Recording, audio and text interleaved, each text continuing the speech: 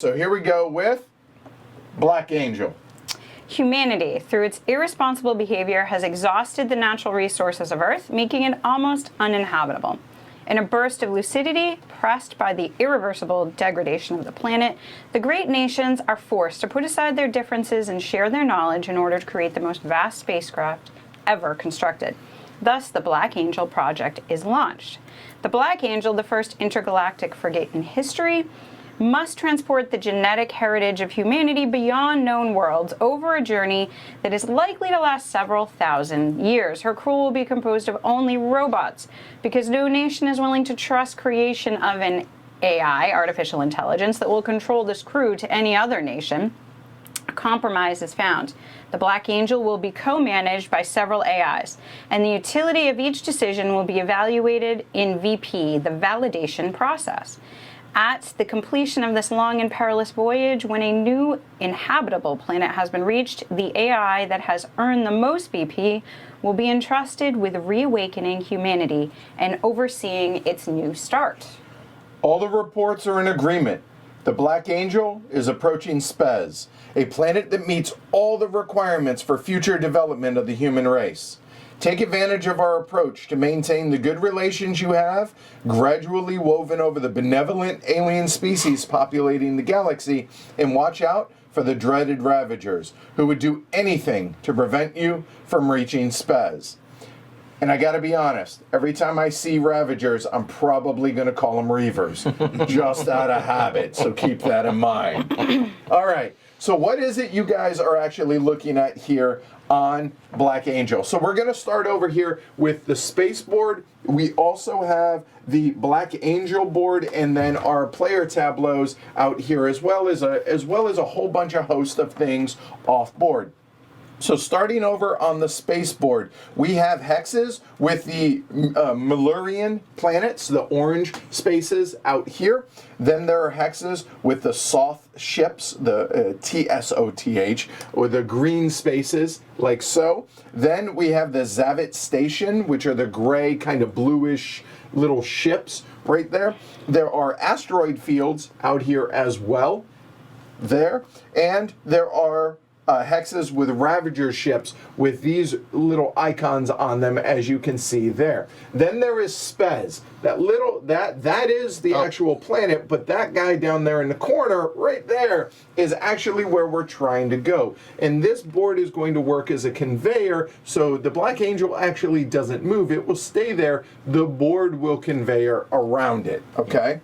Now, moving over to the main board of the game, which is the Black Angel board. Now, starting in the center, we have the break room, which I find really humorous because it's a bunch of robots in the center there, just chilling. Sometimes they need a break. Right, having some coffee or oil, I guess it were, right? Then moving out, we have the player compartments, and there's two different areas within the player compartments. There's a standard area, as well as the high security or the locked area, as you can see there.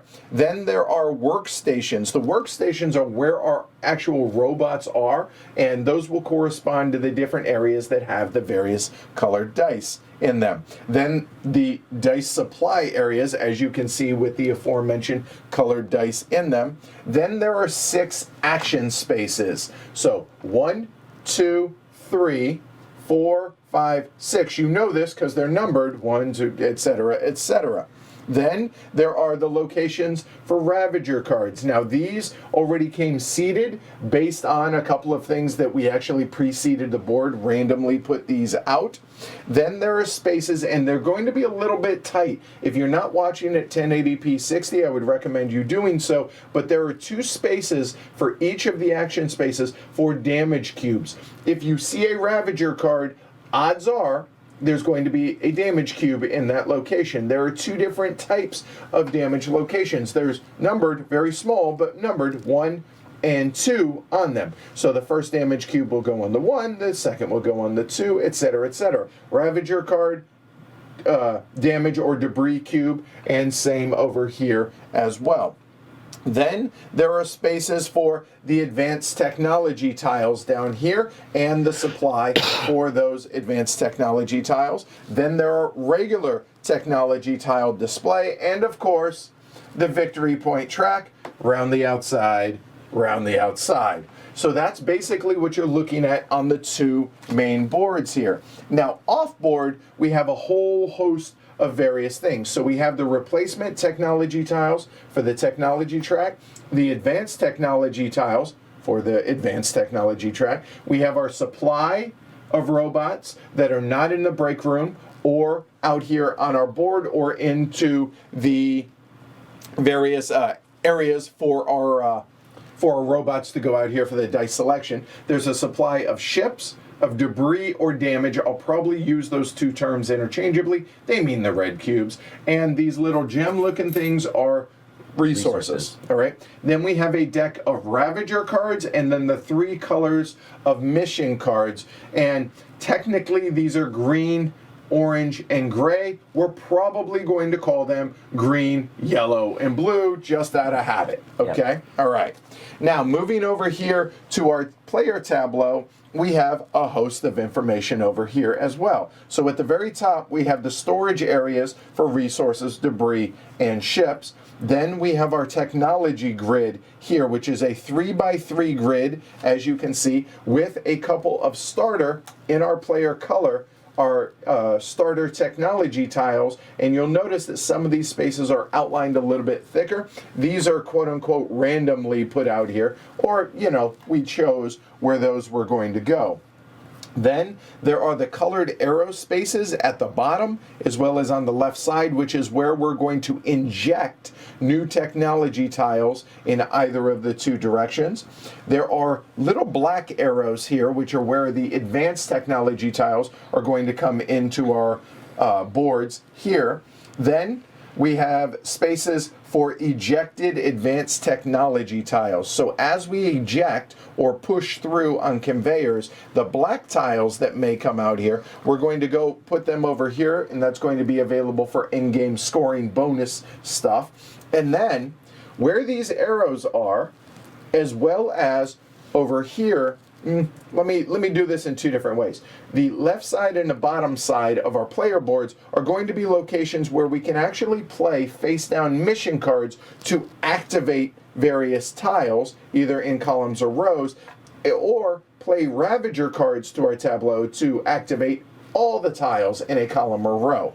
Then, as mission cards fall off the board, obviously I'll explain that more in detail, for the various colors, those will actually get tucked under our board over there to be able to boost potentially in-game scoring points there. So that's everything that you guys are looking at. Now, what the heck do you actually do in Black Angel? So big picture, what you're trying to do is you're going to have some number of dice in your component area or your compartment, and each of these is going to be marked with our player color on there as a reminder, wherever you closer, these are going to be my dice for that round.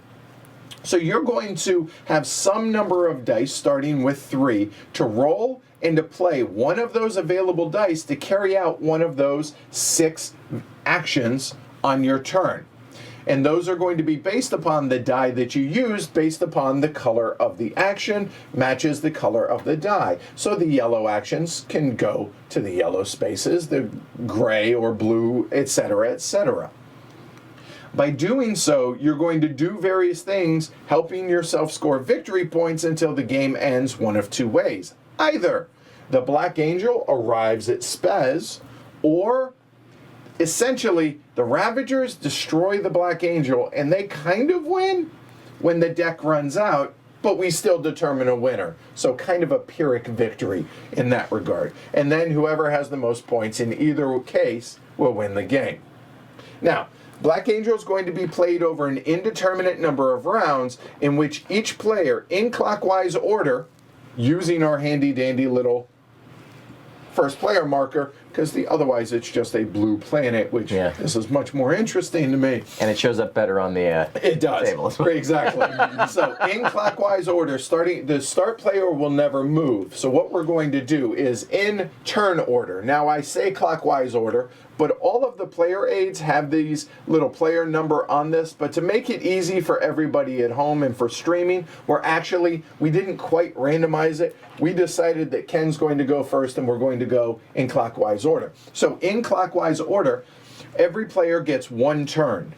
On your turn, you choose one of two available options or sequences. You're either going to be doing sequence A or sequence B. Sequence A is kind of the main actions in the game. You're going to optionally play a card around your player board to activate tiles out here. Then you're going to perform an action with one of your dice out here on one of the action spaces and then carry out that action either here on the Black Angel board or over here on the space board. And then because we are playing with the advanced variant, which two minor adjustments to the base rules, you're going to draw two of the like-minded or same color cards and discard one back to the supply, keeping one into your hand.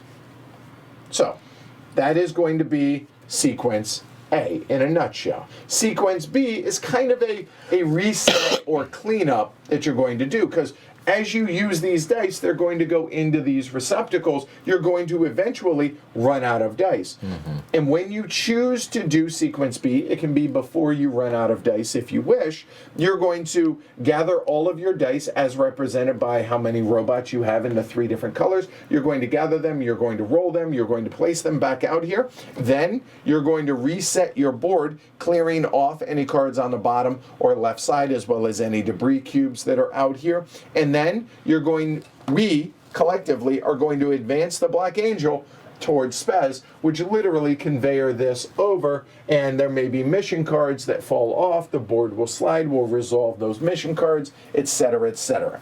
So that's what we're going to be doing over the course of an indeterminate number of rounds.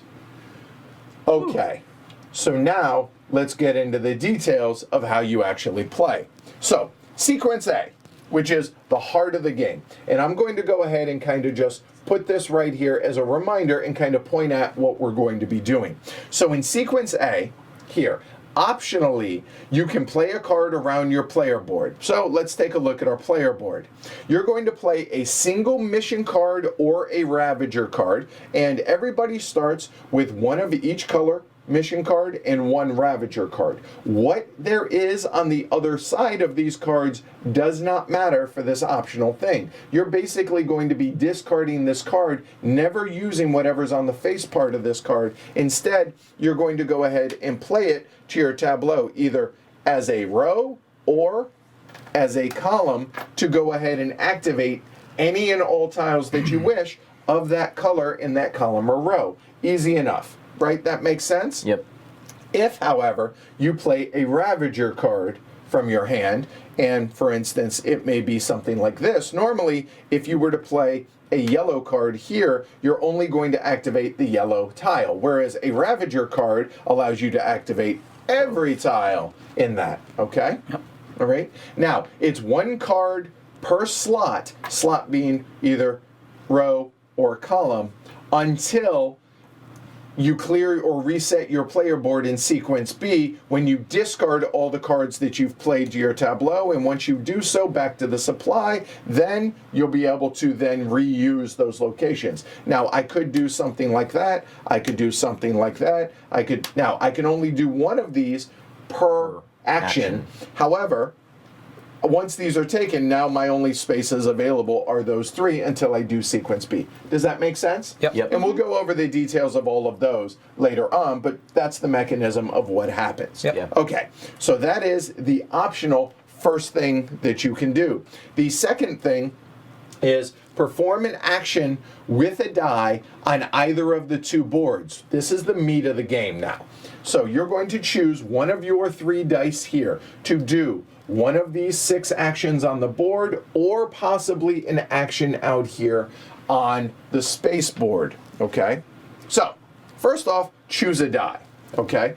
Now, I say you choose one of your own. It can be one of your own.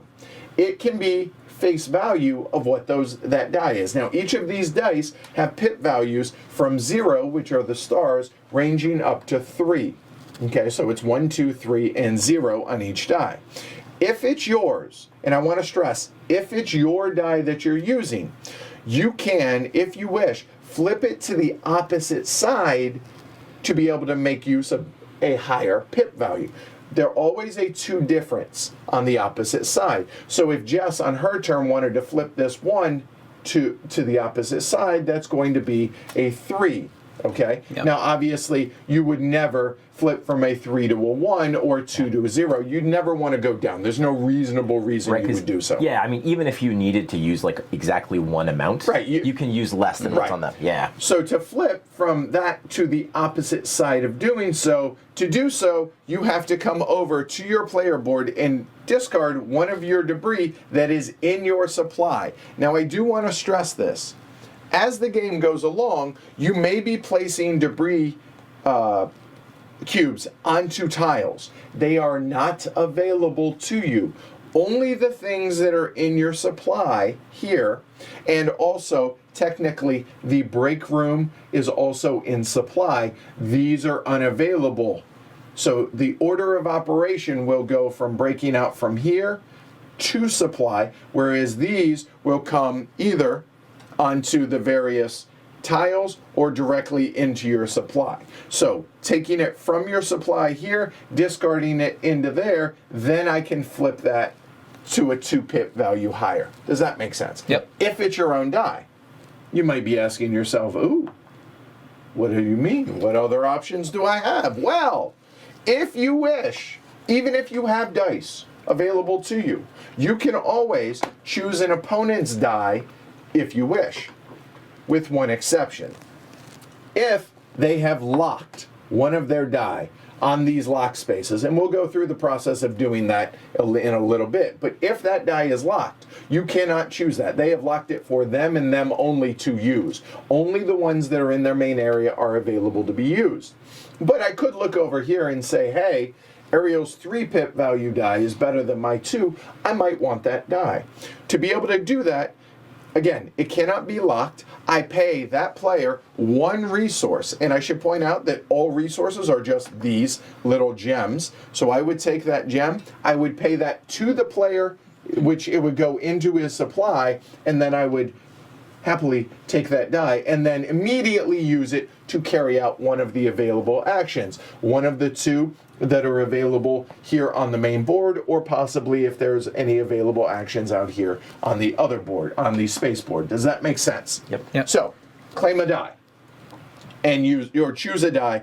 Then you may use the chosen die for one of 5 actions. Now, the actions available depend on the color of the die. Again, there are 2 per color on the main board, and then there may potentially be ones out here on the space board like so, and I'm going to set this up as if it were like so. A moment. Something along the lines of that. We'll just set that up as an example for later on. And tell me that was yellow. Good. All right, good. So, there are 6 action spaces on the Black Angel board, 2 per color. Now, if a Ravager card is present on that space, or possibly multiple Ravager cards on that space, you're going to go ahead and do or pay the penalty for whatever the topmost Ravager card is. You're going to have to do. And we will go over the details when we begin the game. I'm not going to get lost in all that detail right now. You're going to do as indicated on the card. And if you cannot, you lose 1 victory point, and then you carry out the action. Okay? That's an important little detail that's easily overlooked. Okay? Now, if there are 2 damage cubes or debris cubes on a location, whenever you take that action, it's going to be minus 1 pip for whatever that action is. If there is only 1 debris cube, no big deal. If there are 2, however, it's minus 1 pip, meaning a 3 becomes a 2 and a 1 becomes a 0. That's important because a 0 value action is essentially a null action, meaning you really can't do anything with that 0 pip. So be aware of the 2 pip or the 2 debris cubes when that is the case. Okay? All right. So what are the possible actions? Well, they are discover a technology right here. There is repairing the Black Angel, which is removing those debris cubes. Collectively, it helps everybody, but it also will help you. There is destroy Ravagers, or remove these cards from the Black Angel ship. Command your ships, which there are 3 of those, 1 in each of the 3 colors. And then on the space board, you may be able to perform an action on a played mission. So let's go over all the actions in detail. So discovering a technology. So the pip of the value of the die, and let's say, for argument's sake, I had paid a debris, and then I say, hey, I'm going to go ahead and take that action with a 2 pip value. Okay? The pips dictate what value or what tiles you may choose. Now, it might be a little bit hard to see, but all 4 of these spaces here are single pip tiles, and this will kind of conveyor down as more and more tiles come available. And then these 2 are 2 pip value, and all of the advanced tech are 2 pip value. I have 2 pips, so I could just buy this 1 green one, or I could choose to buy one of those. Now, if this were a 3 pip, I could buy the green and one of the others. If there were 3 single pip, I could buy 3 single pip, etc., etc. You're only limited by the number of pips on the die that you chose, okay? All right, so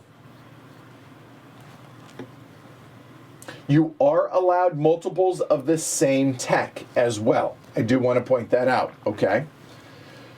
The black advanced tech tiles immediately refill when you claim one. So for whatever reason, if you wanted to be able to see what was coming, these will immediately refill. These will not refill. There is a special action only in which these will refill. So when these are claimed, they just stay where they are, okay? Then, after you choose, you're going to inject each of the tile into your player board. And let me give you an example. So, let's go ahead and talk about, let's say I had a 3 pip on this, and I chose, say, these 2 tiles here. So we come over to our tableau, and now I want to bring your attention to the various color arrows that are there. A green tile, a green, yellow, or blue can be injected either from the left moving in to any of those, or from the bottom moving up. So in this case, it would kind of make sense to go ahead and play it either like that. So I would have, maybe whenever I play a green, I would actually activate both of those. Maybe I would want to do something like that, etc. Okay? Yep. However, the black tiles can only be injected in this bottom one. Now, the direction in which you do so does matter, because if I had bought these 2 tiles and I placed the green one there for whatever reason, and I choose to inject it this way, it's going to push all of the available tiles over. Now, if there were already 3 tiles in these 3 spaces like this, it's going to cause a chain reaction, meaning we're just going to shift, and it's going to eject the tile that it pushes out, either to the right or to the top. When it ejects that, basically what's going to happen is we're just going to set this aside over onto here, and it could become valuable at the end or as the game progresses. But as it is, this action is no longer available to be used because it will never be on my board again. And I do want to point out that your starter actions, believe it or not, tend to be probably, arguably, more or better and more versatile. Definitely more flexible. Right, yeah. than any of the other tiles that you're going to get. So be careful on ejecting those first ones. But that's how that works. Does that make sense? Yep. Now, if through the course of the game, this black tile moves along, or maybe it moves along there, and a black advanced tech tile gets ejected. When that happens, you'll notice that there are 3 little spaces for the advanced tech tiles. What's going to happen is they're going to be injected onto one of those spaces. It does not have to come out the bottom to go into the bottom. It can come out the bottom and come up there, come out the top. It doesn't matter. There's no correlation to that. And what this is going to do is, normally a max scoring of any of these black tiles is going to be a total of 4 victory points, whereas it's possible to get even more so, up to 10 points potentially, if they are here and they have associated cards tucked in here. Otherwise, if they end up out here on your board, max 4 points, or if they get ejected and there's no space for them there, good luck with that, then they're only going to be worth a max of 4 points at the end of the game. Okay, that's discovering tiles. That's a lot of words, but it's actually very intuitive and very simple. Arguably the most simple action in the game. Any questions on destroy or discovering technology? Nope. All right. So that is this action here. When you finish, you're going to just tuck that in. And when you finish any action, you're then, because normally you would just draw one card and add it to your hand. But because we're playing the advanced variant, which is very minor, draw 2 cards, keep 1, discard 1 to the bottom.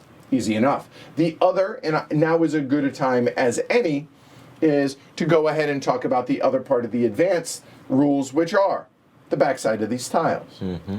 Anytime you take an associated action that would trigger this, you can do so for free. It's just a cool little bonus. Yep. If you ever don't want to use it, okay, don't use it.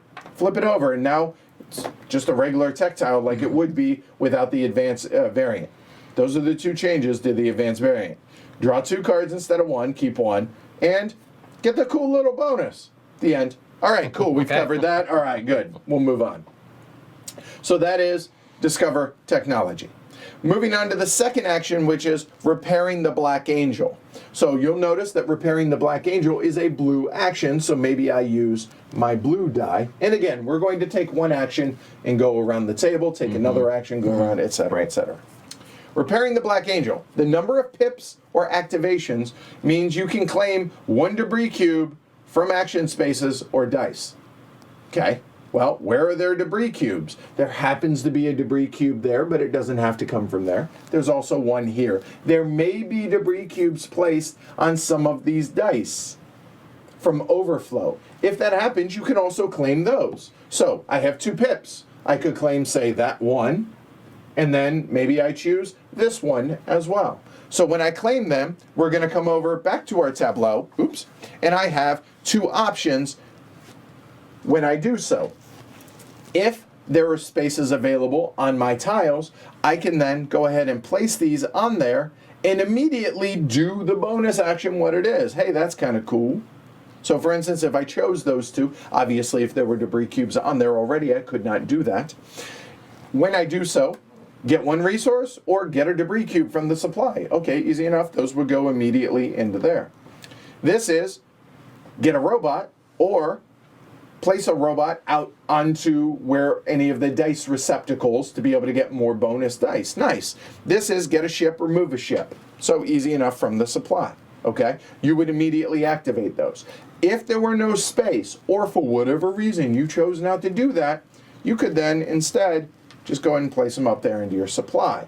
And the reason you might want to do that to forego this is because remember, when they are on your tiles, they are not available to be spent until you actually take this sequence B. So placing them up here makes it a little bit more liquid, okay? Got it. Does that make sense? Yep. All right, so there we go. Claiming the debris cubes out on the board. Easy enough? All right, oh yeah, we probably ought to put that back out. Thanks. All right, so any questions about that action? No? Good, we're moving on. So next is destroy ravagers. These ravagers collectively are trying to break down the Black Angel. Can't let that happen. We cannot let that happen. So that is a green space, so maybe I use a green die to be able to do that. This one's pretty easy. The number of pips or activations, you take that many Ravager cards into your hand from action spaces. 3 pips, there are 2 cards out there. Cool, easy enough. However, there may be a case, and these would normally be face up, and we'll just go ahead and do that. There may be a case to where there's 2 or 3, a maximum of 3, as you can see by the delineation from Ian O'Toole's artwork. If I choose to take Ravager cards from this space, I must claim all of the Ravager cards from this space, or I can claim none from that space. Meaning, if I had a 2-pip, I cannot claim any of those because that is not taking all of them. Right. Yep. Whereas a 3, I could not choose that and then take 2. It's either all of these or just 1, as it just so works out in that regard. Does Yeah. that make sense? Yeah. And you would immediately add them to your hand, and there's no limit to the number of Ravager cards in your hand. There are advanced tech tiles that say, hey, any Ravager cards in your hand at the end of the game score you points. So maybe that's something that you focus on. Yep. All right, any questions on destroying Ravagers? Makes sense. Okay, pretty easy. Now, we're going to get to the most complex action in the game, which is commanding your ships. It's complex, but it's actually very intuitive. There are 3 of these spaces, depending on which color die you choose to use. Well, I'm out of dice, so maybe I spend that resource for my good friend Ariel, and I'm going to steal his, oh, look at that, a 3 pip value yellow die here to be able to do so, and hey, there we go. And again, if it had 2 debris, it would actually be a 2 pip. Right. It Yep. physically changes to a 2 pip because it reduces 1, Yep. as a reminder. So let's go through commanding your ships. All right, as I said, there are 3 available spaces out there. The number of pips or activations is the max amount of moving of a ship on the spaceport that you're allowed. So let's say I have 1 ship available in my supply. That's good. I'm probably going to need that. I could use an existing ship that's on the board of my color that has one of my robots in it. And then, one thing I do want to point out, this is the one action in which a 0 pip die is actually a valid action. The reason being, you couldn't move it, it would just pop out from where the Black Angel is, and you would have to actually do the action in that. Right. Okay? Yeah. And it's also like you can combo it with this move ships Correct. as well, Right. right? So All right, so again, an existing ship on the board or from supply. So what happens? If we take it from the supply, which is more often than not what's going to happen, you must take 1 robot from your break room. You must have robots available in your break room in which to take this action. This is going to come out where the Black Angel is. And then, because it's a, well, in this case, 3 pip die, I can move a maximum of 3 spaces. Now, I do want to point out and remind everybody, these are asteroid spaces out there. Asteroids are okay for the Black Angel. They are not okay for your little robot ships, meaning those are impassable. However, if the Black Angel ends up churning through and ends up on this space right there, the Black Angel kind of has a bit of a force field around it to where what you can do is you can actually leave and go through that space because the Black Angel is there. only when it's sitting on an asteroid. Only there. Right. Otherwise, that one exception, notice there, that's it. So as it is, 3. Now, I do want to point out that I used a yellow die. If I want to carry out the rest of these actions, I must end up on a yellow space out here, orange, yellow, whatnot. So maybe I choose to go ahead and move 3 going, I cannot go 1, 2, 3 because the asteroids, but I could go 1, 2, 3 and I end up there. If I choose, that could be the end of the action. I could move 2 spaces if I wish. It's up to 3, okay? All right. Next is I may place a mission card from my hand. Okay, so indulge me. Let me go ahead and grab a couple of different options. There we go. So let's say, yeah, I play this card from my hand, and I'm going to go ahead and bring it now to everybody so you can see. There are essentially 2 types of cards. Regardless of the color, there are 2 types of mission cards. There are bonuses for when they fall off the board, meaning, remember, that board is going to conveyor. And when it conveyors, when this falls off, the players, anybody that has ships on this, are going to get whatever the bonus is that's shown here. Whereas these take activations in order to get whatever the bonus is. There may be some that have a prerequisite showing that you're going to have to use these things and then to get whatever the prerequisite is. Does that make sense? Yep. But these require activations that show the dice. These do not. Okay? All right. So that said, the second part is you may place a mission card on that space, okay, where your ship was. It must match the die color used where your ship is and the color of the space. So there are 3 things that all must match: the die, the space, and the card played. Okay, if you choose to do so. There cannot be a mission card on that space, so I couldn't do it again here because there's already a card there. You have to use a robot from the break room, as I showed, or check that. You must use another robot to then place it onto that space to show ownership, and you immediately get whatever is shown there. It could be a ship. More often than not, it's going to be victory points. So in that case, that showed 3 victory points, so I'm going to peg 3 points immediately. Then we're going to place the ship on the side of the card. There are 2 little spaces there for ships, as I showed earlier. There's room for 1 more ship, being yours or another player's ship on there. Not yours, though, because you can only ever have 2 robots at a time. Correct. Yeah, fair enough. Yeah. And 1 mission per action. Okay, so I can't put out, if I had another ship that didn't move that was already out here, then I can't play another mission to that. Okay?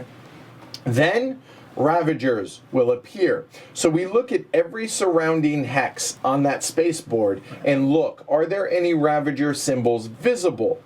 Now, there might be other ravager symbols underneath mission cards, but it's underneath a mission card, so it no longer exists as far as we're concerned. So in this case, there's only 1 ravager symbol, so we're going to draw a ravager card, and we're going to look at the top of the card, and it shows what number space it's going to go into. That says 5. Cool. So it goes onto that space, and then you immediately add 1 debris cube onto it. Okay? There can be up to 3 spaces. Now, if we had drawn, say, a number 4, it would go on there, and we would place a 2nd debris cube on there.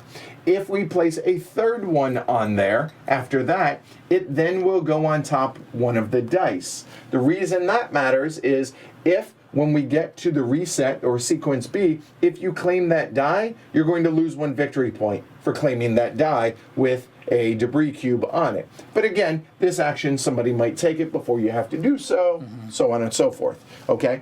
If then there are 3 Ravager cards on a space when you go to put an extra 1 on there, discard it from the game, draw another, and then do what it says. That's a pretty bad Okay? penalty. All right? Does that make sense? Yeah. All right. Now, Ravager cards are one of the timers for the game. So as you churn through those, potentially the game could go quicker and quicker. So be aware of that. Okay?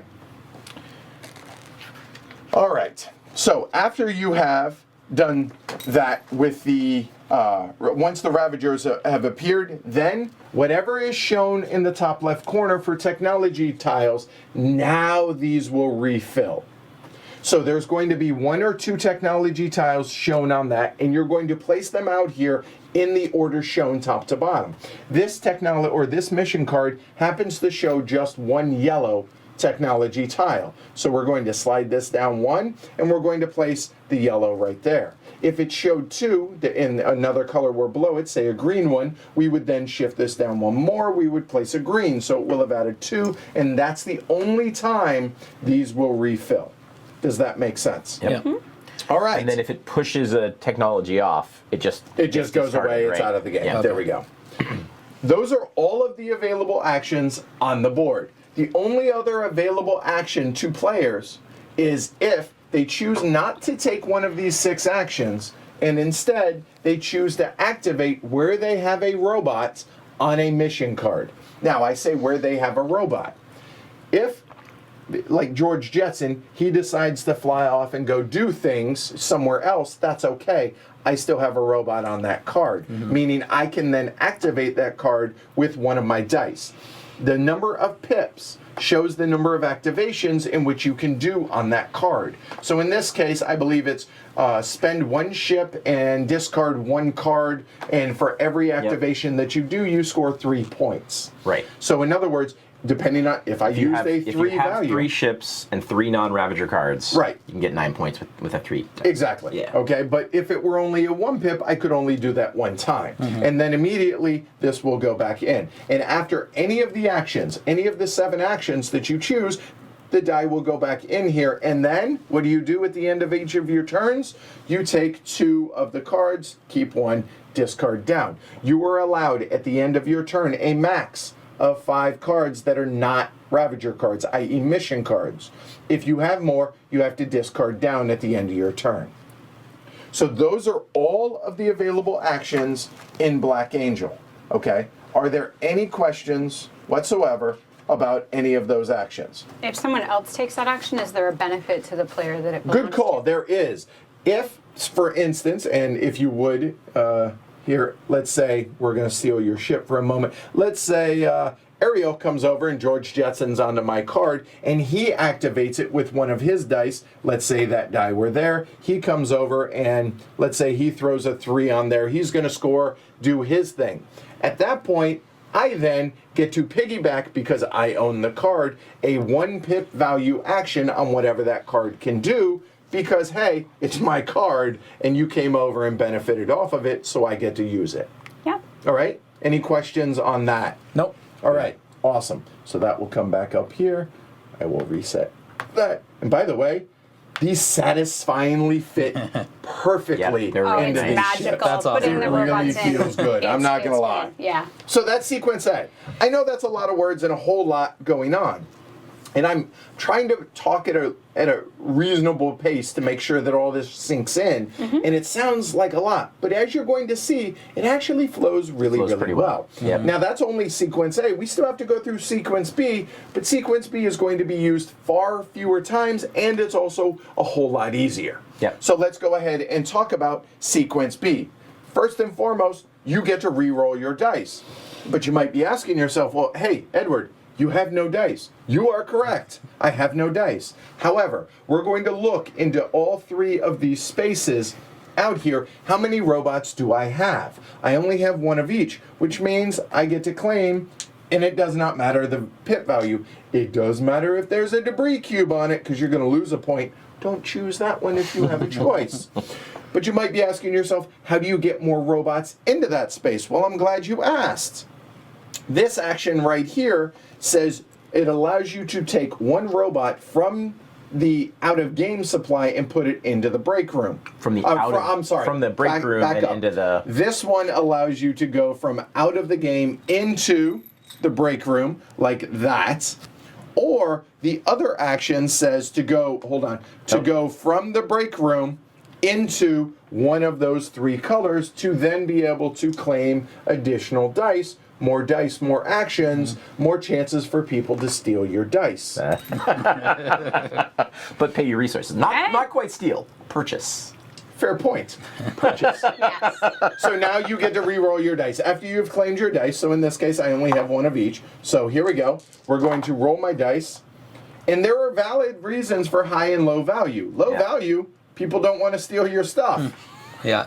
Purchase, I apologize. High value, more actions. People are more incentivized to purchase your dice. Right. So once you have rolled, you then have the option of spending 1 resource from your... Oh, I don't have any. No, I know. Here. If you have a resource, you may lock 1 die at that time.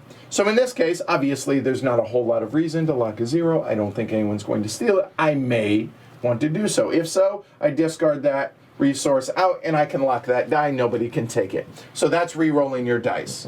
Next is going to be resetting your tableau. So what does that mean? Well, if my tableau looks something like this, these cards, these mission cards that I had played to be able to do so at the beginning of one of my sequence A's, these are out of the game, or go into the discard, as it were, okay? And then any cubes that are on tiles go up into your supply. Now they're available to use.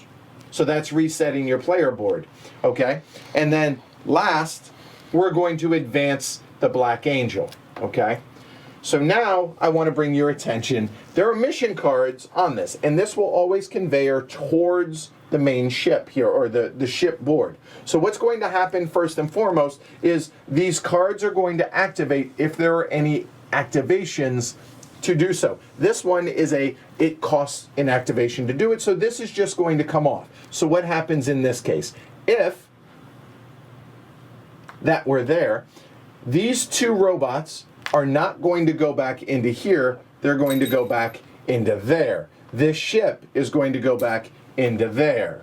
But then this card is going to come off and then tuck in underneath over here, like so.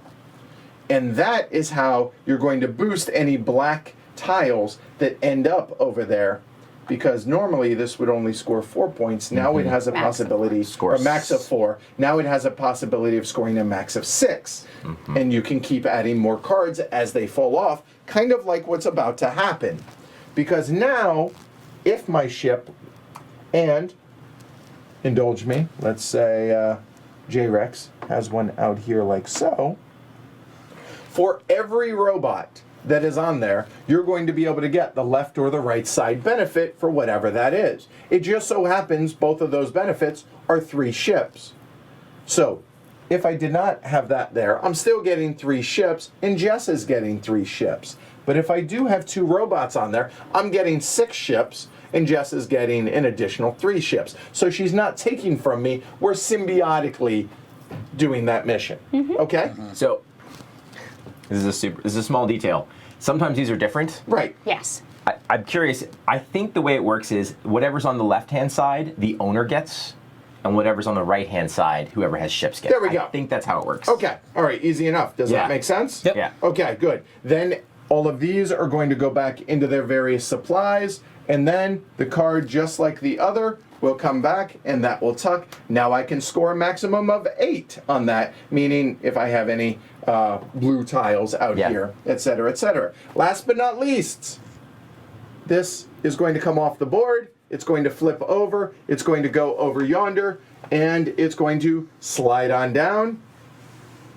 And the Black Angel remains in the center, and it's 1 step closer to Spez. When Spez falls off the board, Spez is going to actually show up at the top of the board like that. When the Black Angel arrives at Spez, that will trigger the end of the game. And then we'll go through the full end of game scoring. However, if the Ravager deck, and whenever cards are discarded from your tableau here, they go out of the game, because again, this is one of the timers of the game. When the Ravager deck ends, if that happens, and the Black Angel does not arrive at Spez, we do not do the full end of game scoring at that point. Because what happens then, in the full end of game scoring, whatever points you will have scored, then you're going to score, very simply, you're going to add the number of resources that you have, plus the number of ships that you have, plus the number of robots that you have in here. Divide by 2, round down, and add those points. Plus any tiles that you have that will score end of game points. Whether they're here or whether they're here. If they're here or they're not there because you had 3 already and it got ejected, these are a max of 4 points. Once they're here, it's a max of 10 points, depending on how many cards that you played. If the Ravager deck ends the game, you don't count this plus the robots, but you do count the tiles. Whoever has the most points wins. And that, folks, is how you play Black Angel. All right. Easy as pie. Yep. Yeah? You got this, right? So I have a real quick question, Edward. I have a real quick answer, Eric. I think you do. So when you put a debris cube on your tech tile, and then later on that tech tile falls off, the debris cube goes into your debris cube storage? Correct. Okay, so that's actually that's an edge case, but that's a really good point. So let me go ahead and give this example. I realize these are starter tiles, indulge me. If this had a debris cube on it here, and then this got ejected by getting injected like so here, this tile is going to fall off your board and kind of hang out. That debris cube that was on there, you actually goes into your storage. That's actually a good point. Okay. I have yet to see that happen, but it may happen. So good call on that. But basically, if you've got space and you want the action, there's no reason not to use the debris cube unless you want it for flipping dice later in your sequence. Right. Yeah. All right, so now I got to figure out what the hell happened to all my cards. So, and dice and the whole 9 yards. And let's get everything reset back up, and I'll bring the cameras up. Any questions from the peanut gallery? No. And did you flip that back over? Flip. Which? Oh, so it I did can not. be exactly how it was. It doesn't matter. Awesome. It's random. We could have left it, but again, my CDO nature. Good. All right. I'll be honest. I don't remember which this was, so I'm just going to randomly take Yeah, one it's of all good. those. There. So everybody has 4 cards.